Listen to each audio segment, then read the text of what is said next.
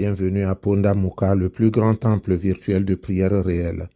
Je suis Samuel Elemelum, le serviteur de la divine majesté, la voix qui crie dans le désert. Je vous transmets la paix du Christ, alléluia. Bien-aimés, que la paix, l'amour, la joie, le bonheur vous soient donnés en abondance par notre Seigneur et Sauveur Jésus-Christ.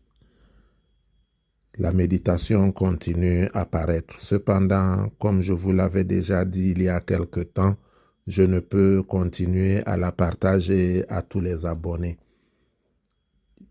Il est donc temps que ceux qui sont intéressés par la méditation n'attendent pas que moi je la leur envoie, mais qu'ils entrent directement dans la chaîne à laquelle ils sont abonnés, et comme ça, ils pourront suivre leur méditation. Et comme je vous l'ai dit, il y a aussi Radio Ponda Muka.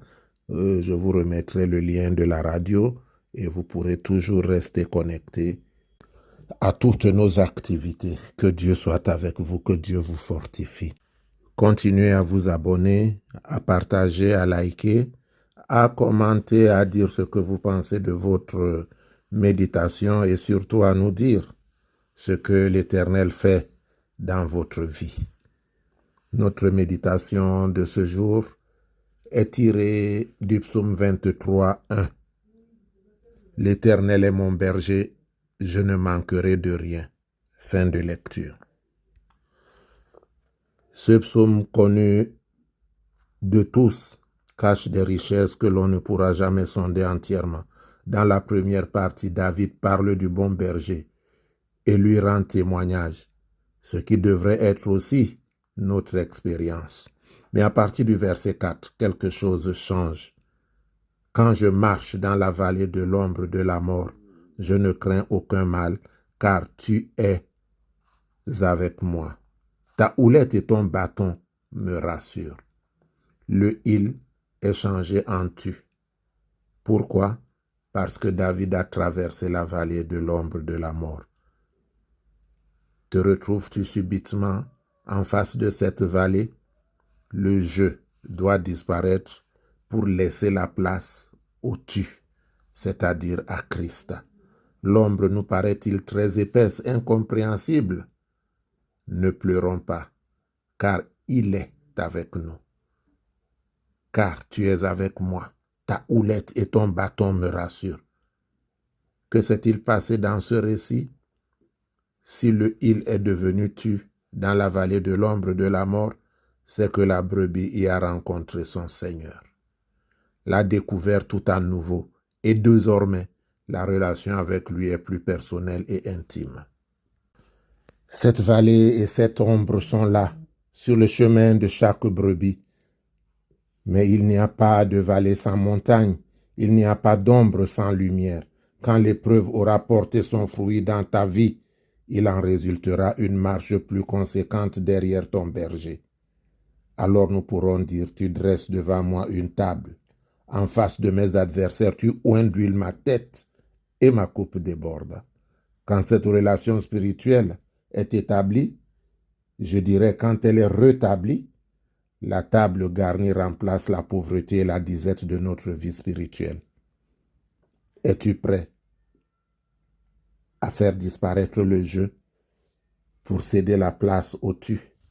Es-tu prêt à mettre ta vie entre les mains du bon berger? L'Éternel est ton berger, tu ne manqueras de rien.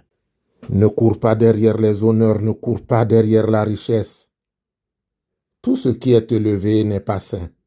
Tout ce qui est doux n'est pas bon. Dans Luc 14, 10, Jésus dit, « Mets-toi toujours à la dernière place, et l'on te donnera la première. Car pour s'élever, il faut prendre appui sur l'humilité. » Oui, pour s'élever, il faut prendre appui sur l'humilité. Fais-toi petit, et Dieu t'élèvera. L'Éternel est ton berger, alors tu ne manqueras de rien. Alléluia. Il faut pour cela que tu acceptes la discipline de sa houlette, qui te dirige et te garde sur le bon chemin. Car ne l'oublie pas, l'Éternel châtie ceux qu'il aime. Et si tu ne fuis pas le châtiment du Seigneur, alors il est bon, il est juste, il te consolera. Car son but n'est pas de t'appauvrir, mais de t'enrichir. Je connais les projets que j'ai pour mon peuple, projet de bénédiction et non de malheur. Prions, Jéhovah éternel Dieu, Créateur du ciel et de la terre, ô Père de toute bonté, Père de toute grâce, Père de toute gloire, qui peut comme toi délivrer un faible d'un plus fort que lui? Sans cause ils m'ont tendu des pièges, sans cause ils ont creusé une tombe pour m'enterrer vivant. Mais toi tu as ordonné, et Saint-Michel est venu, avec son armée céleste. Il a refermé la tombe, il a écrasé le cercueil, il a cassé, il a émietté. Aujourd'hui, Père, je lève les yeux vers toi. Comme le psalmiste dit, je lève les yeux vers la montagne. D'où me viendra le secours?